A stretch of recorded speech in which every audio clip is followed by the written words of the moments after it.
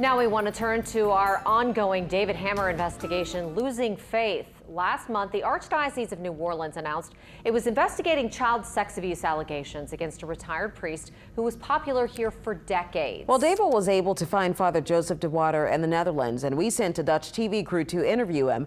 Here's what deWater had to say in the most extensive interview of a priest in the church's ongoing sex abuse scandal. We met Mark Lambour in the summer of 2018. He told us a priest tried to abuse him when he was an altar boy at St. Francis Cabrini Church in the early 1970s. Next thing, his arms are around me, he's kissing the back of my neck. I love you, hand. It's like, and I am starting to panic.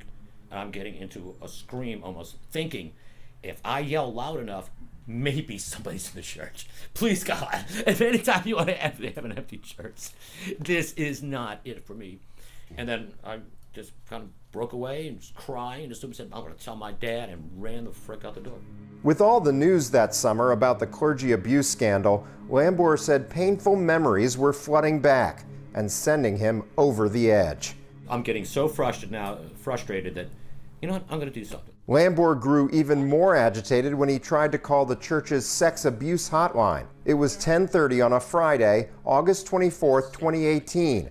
when he called one number listed in the phone book that went straight to voicemail.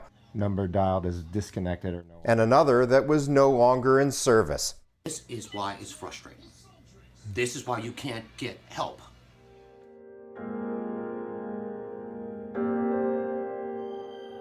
But now, more than 2 years later, there's been a major development.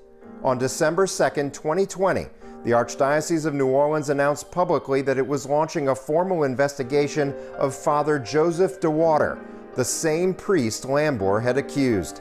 The investigation appears to be based on allegations that deWater sexually abused a different minor about 3 years after Lambour's incident.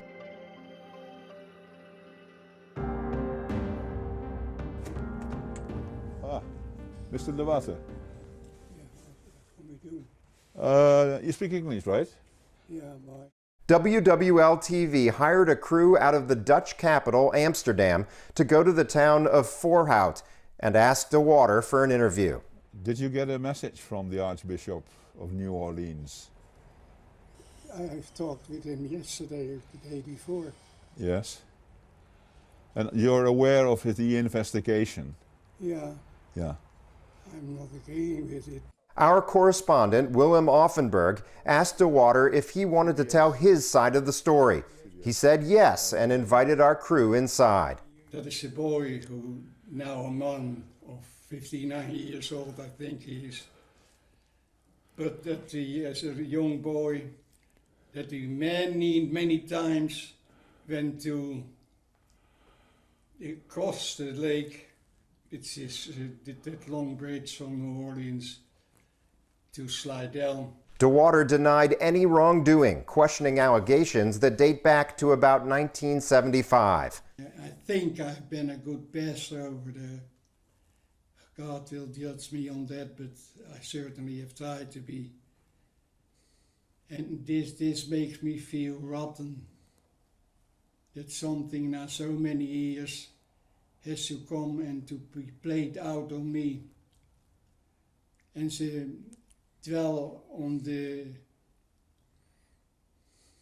things when he was a young boy. deWater said he received a phone call from New Orleans Archbishop Gregory Aymon just 2 days before our interview. He was very much understanding, etc. and didn't... Do you have the feeling that he believed you? I have the feeling that he believed me, yeah. The Archdiocese disputed that, saying Archbishop Aymon, quote, did not express any opinion on the credibility of the claim. deWater still had notes and documents from his conversation with Archbishop Aymon laid out on his living room table. See, I had written something down because I was yesterday on the telephone with them 2 days ago. At times, deWater needed to check the documents with a magnifying glass and remind himself about a boy he knew half a lifetime ago. Was very shy. He was very shy, that kid, to begin with. deWater sprinkled in a lot of Dutch and often put verbs at the end of sentences the way it's done in his native tongue. Another point was that he had seen me one time naked. Well, I am certainly not younger people going to upset with my nakedness.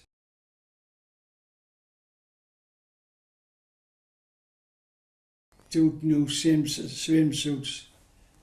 That's the only thing that I agree with in this whole letter. Our correspondent asked if the swimsuits had something to do with why the boy claimed he and deWater had been naked together. Were you undressing because you went swimming also? Yes, but You did? the changing was done separately. Ah.